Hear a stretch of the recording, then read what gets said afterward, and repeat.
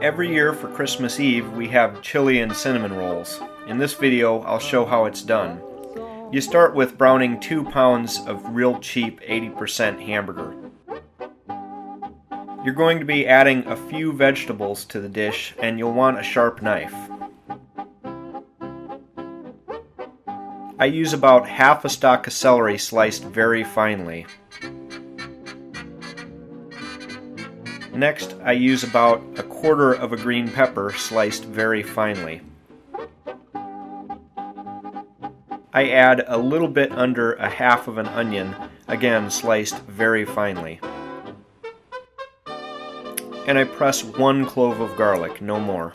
It's a big pot of chili and I don't use that many vegetables and I slice them very finely. That's because people won't like it if there's big chunks in it. Don't forget your cinnamon rolls.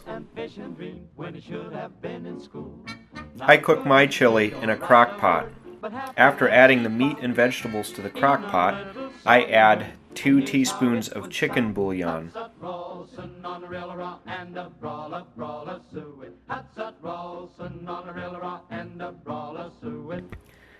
Then I add a teaspoon of beef bouillon.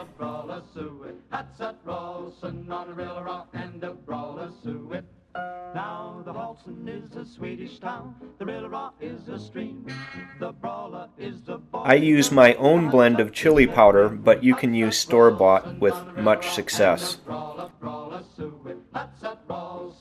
Add 1 tablespoon of chili powder, no more.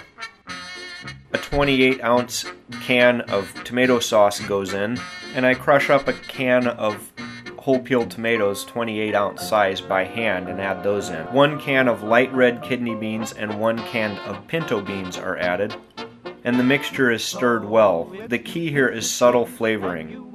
If the flavors aren't subtle, your guests won't like it as much.